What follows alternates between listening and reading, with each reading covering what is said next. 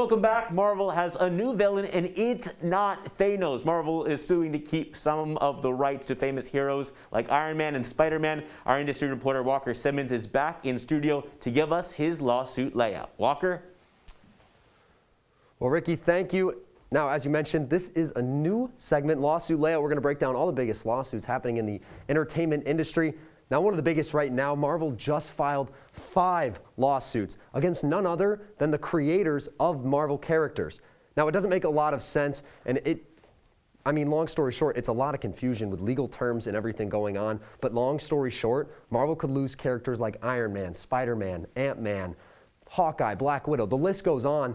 All because these creators want to take them back. They could be snapped to dust forever. Now, the reason for this, breaking into the logistics of all of this, is when Marvel started, they got their characters from these creators. They gave them the rights to use them, to make money off of them, etc. But as time goes on and these creators get new heirs and estates to take over for them, they can now bring up something called a termination notice. Long story short, what this does is it ends the copyright and asks for the characters back to these comic book creators. It's a lot of confusion, but really in the big scheme of things, a lot of big names like Spider-Man and Iron Man won't be on the screen if Marvel loses this, or they'll have to split the cost of these billion-dollar characters.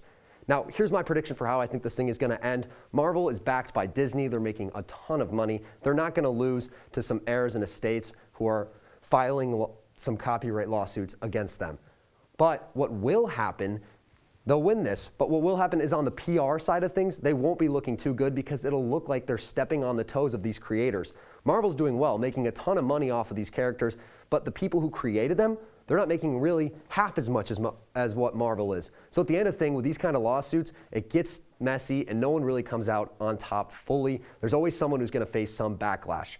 Now, we'll keep you updated on this story as it progresses. The last time this happened in 2013, Marvel almost went to the U.S. Supreme Court. So there's definitely a lot left in store here. But that's all I have for the lawsuit layout.